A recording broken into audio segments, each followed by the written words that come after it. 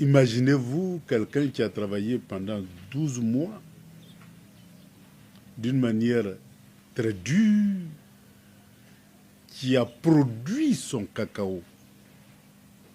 Lui, il a 3 fois moins que celui qui ne fait que dire voilà l'acheteur et lui transporter le cacao jusqu'à l'acheteur.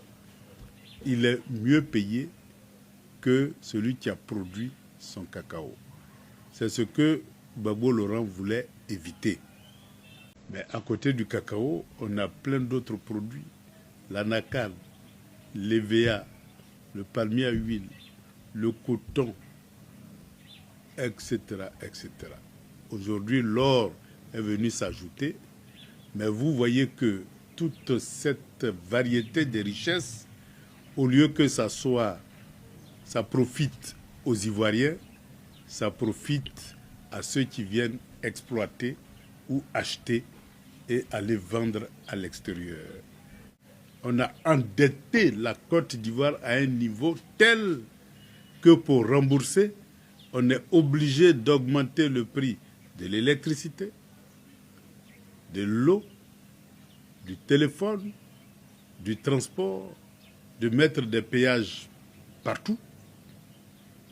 Et donc tous ces éléments-là ne font que augmenter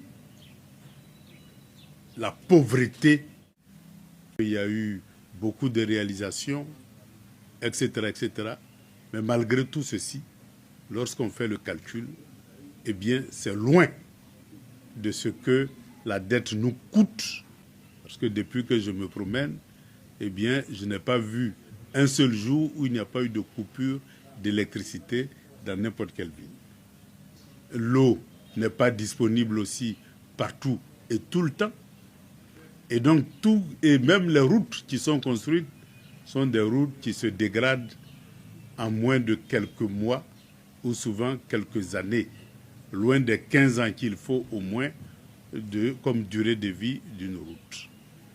Donc nous sommes dans une situation où on a fait des investissements précaires qui ne durent pas, mais la dette, elle va durer pendant longtemps.